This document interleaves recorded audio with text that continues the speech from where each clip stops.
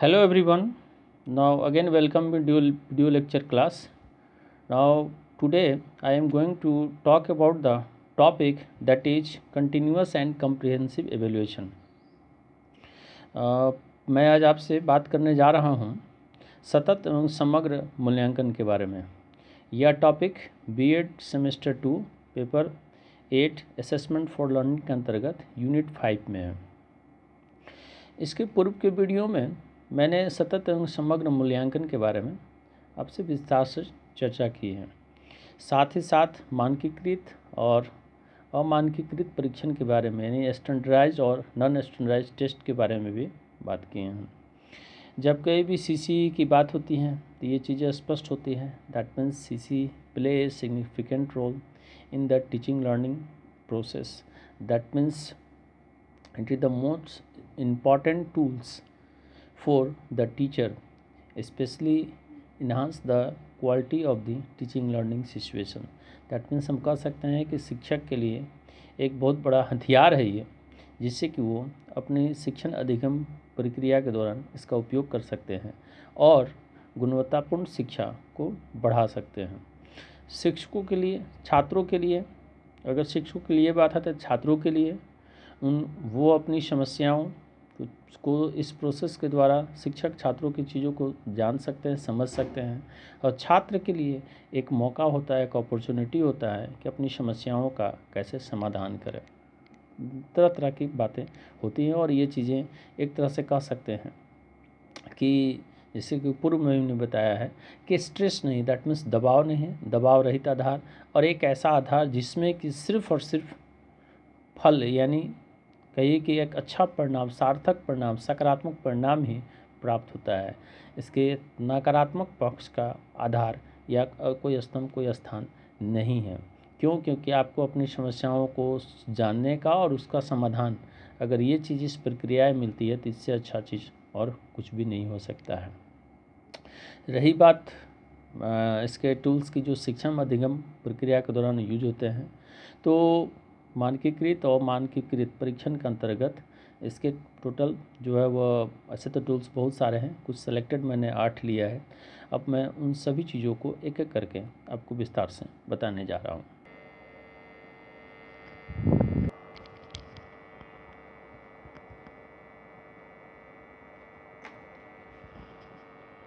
Now, first I will describe in English mode. Some of the tools and techniques of evaluation are used in teaching learning process. First, portfolio. As you know that means portfolio.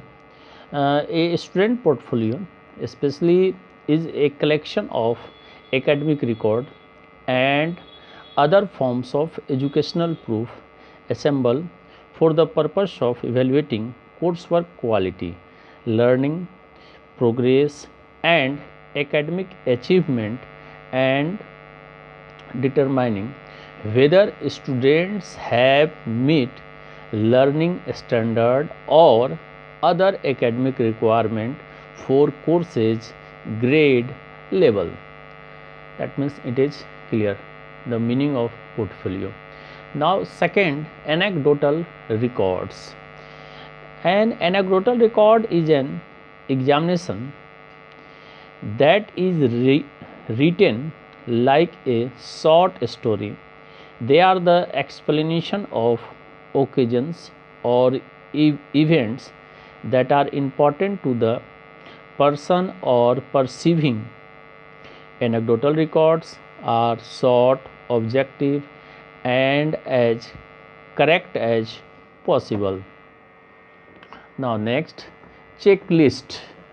It is most important and vital tools for the teaching learning process.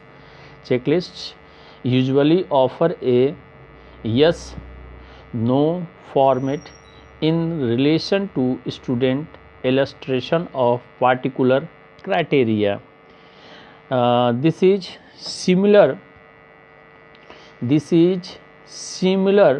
to a light switch, the light in either on or off. They may be used in recording observations of an individual, a group, or a whole class. Now next, rating skills. Rating skills allows teachers to show the degree or frequency of the behaviors, skills, and strategy displayed by the learner. To continue the light switch analogy, a rating scale is like a fuel switch that provides a scope for performance levels. Now next, assignment.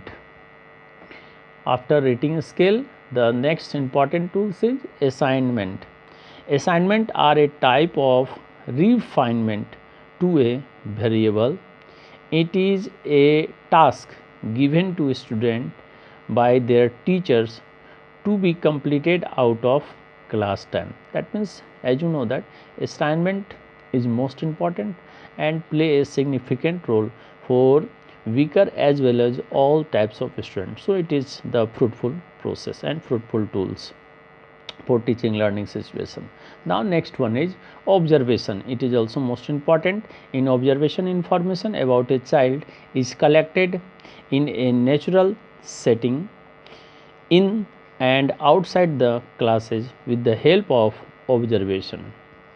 Next one is questions. It is most important. Questions are the frequently applied tools for finding out what children know, think, imagine, and feel. A teacher in the course of teaching coming to know of learning difficulties in children by asking questions. Full stop. Questions may be of various types like essay type question, short answer type question, very short answer type question, and last one is objective type question. Now the last, document analysis. Document analysis, that means as per the previous record and previous document, document analysis is a type of qualitative research in which documents are appraised by the analyst to evaluate and estimate theme. अब मैं इन सभी चीज़ों को थोड़ा हिंदी में स्पष्ट कर दूं।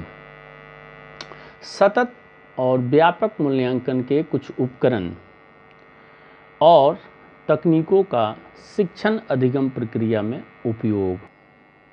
अब मैं आपको थोड़ा इसे हिंदी में स्पष्ट करूं। नंबर 1 पॉइंट, सन विभाग, दैट मीन्स सम विभाग, जिसको कि हम लोग पोर्टफोलियो कहते हैं। सम विभाग यह सामान्य तौर पर कह सकते हैं कि एक छात्र का शैक्षणिक कार्य और शैक्षिक प्रमाणों के अन्य रूपों का एक संग्रह है।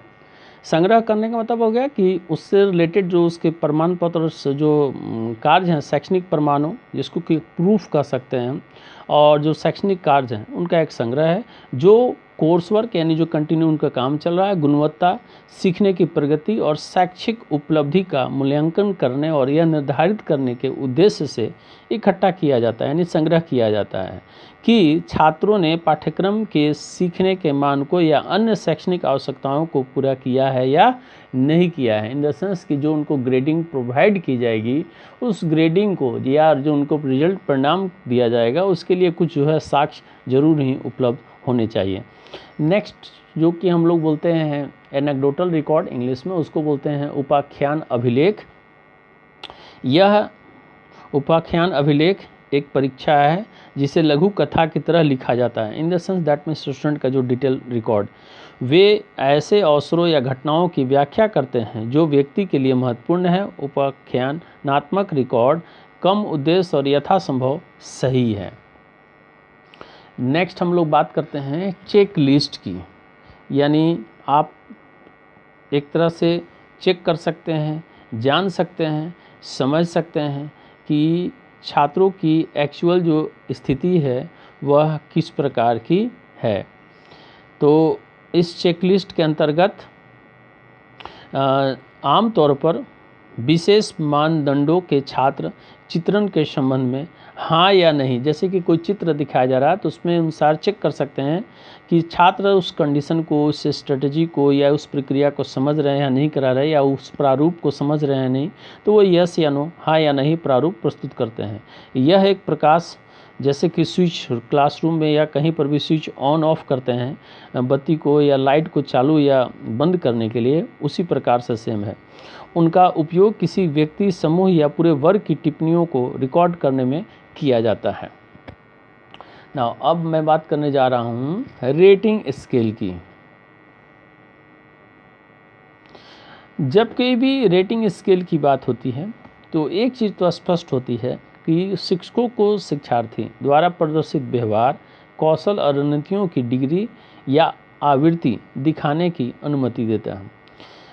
जैसे कि स्विच ऑफ या स्विच ऑन करते हैं तो एक रेटिंग पैमाना की तरह काम करता है, जिससे कि अगर ऑफ करते हैं तो पूरी लाइट समाप्त हो जाती है, अंधेरा छा जाता है, और ऑन करते हैं तो प्रकाशमय हो जाता है। तो ये प्रदर्शन या स्तर दिखाने का एक तरीका है जिसमें कि छात्र अपनी बातों को कह सकते हैं तो पूरी तरह से बातें स्पष्ट होती है, और अगर आंसर नहीं दे पाते हैं तो वो बातें लगता है कि जैसे जो पढ़ाया गया वो पूरा अंधकारमय हो गया। असाइनमेंट, ये भी एक महत्वपूर्ण टूल्स ग्रुप में है, और इसमें जो है विभिन्नताएं भी पाई जाती हैं। एक शोध का आधार है, एक तरीका है, क्योंकि जब तक विभिन्नताएं नहीं आएंगी तब शोध का आधार नहीं होगा। और यह छात्रों को उनके शिक्षकों द्वारा कक्षा के समय में पूरा करने के लिए दिया गया एक कार्य है, जो कि क्लासरूम में जनरली देते हैं असाइनमेंट। नेक्स्ट में आते हैं अवलोकन। अवलोकन एक महत्वपूर्ण, हम कह सकते हैं, उपकरण है जिसमें कि छात्र जब कहीं भी कुछ भी गतिविधि अगर प्राकृतिक वातावरण के अंतर्गत अगर कर रहे हैं तो उस चीज़ को, या क्लासरूम से बाहर कुछ गतिविधियों में भाग ले रहे हैं तो उसको हम अवलोकन करके उनका रिकॉर्ड या चीज़ों को संग्रह करते हैं, और साथ ही साथ हम इस चीज़ की ओर मैंने आगे बढ़ते हैं कि किस छात्र से मुझे किस प्रकार की क्रिया या गतिविधि करानी है। और नेक्स्ट में है प्रश्न, मोस्ट इम्पॉर्टेंट, क्योंकि क्वेश्चन के बिना कुछ भी नहीं हो सकता है। क्योंकि जब कभी मान लीजिए क्लास में शिक्षक अगर पढ़ा रहे हैं तो प्रश्न पूछकर ही ये चीज़ों को जान पाते हैं कि छात्र कितनी बातों को समझे, यानी बच्चे क्या जानते हैं, क्या सोचते हैं, क्या कल्पना करते हैं और क्या महसूस करते हैं, यह पता लगाने के लिए अक्सर पूछे जाने वाला एक उपकरण है प्रश्न। जैसे कि जब कोई भी प्रश्न पूछते हैं तो पता चल जाता है, यानी एक महत्वपूर्ण उपकरण है। एक शिक्षक शिक्षण के दौरान बच्चों से प्रश्न पूछकर सीखने में कठिनाई का पता करता है। साथ ही साथ प्रश्न विभिन्न प्रकार के हो सकते हैं, जैसे निबंध प्रकार के, लघु उत्तर प्रकार के, बहुत कम उत्तर प्रकार के, वस्तुनिष्ठ या सामान्यतः छोटे मोटे ट्रू फॉल्स वगैरह भी जो है वह पूछा जाता है। और लास्ट में दस्तावेज विश्लेषण, यानी अंतिम जो इसका टूल्स ग्रुप में है कि यह एक गुणात्मक शोध का आधार है, जो गुणात्मक प्रक्रिया है जिसमें कि किसी अनुमान विषय का मूल्यांकन करने के लिए विश्लेषक द्वारा दस्तावेजों का प्रस्तुति करके मूल्यांकन किया जाता है कि उसका रिकॉर्ड किस प्रकार का है और छात्र की जो है समझा या किस आधार पर उसे आगे बताने की आवश्यकता है। यानी विश्लेषण का एक बहुत बड़ा आधार है जिसमें कि हम मूल्यांकन के द्वारा जान सकते हैं। तो आपने देखा कि मैंने सतत एवं व्यापक मूल्यांकन के अंतर्गत जो भी उपकरण थे शिक्षण अधिगम प्रक्रिया में जो उपयोग होते हैं उन सभी के बारे में विस्तार से बताया। और ये CCE का, यानी जो कंटिन्यूअस एंड कम्प्रिहेंसिव एवेल्यूएशन के अंतर्गत था, इसका ये अंतिम वीडियो था। और हम उम्मीद करते हैं कि आपको ये चीज़ें समझ में आएंगी। आप इसको ध्यान से सुने, इसका नोट्स तैयार करें, और इसे मैं YouTube में अपलोड कर दे रहा हूँ। अगले क्लास में मैं एक और नए वीडियो के साथ मिलूँगा और क्रेडिट बेस्ड इवैल्यूएशन के बारे में बात करूँगा। तो तब तक के लिए धन्यवाद।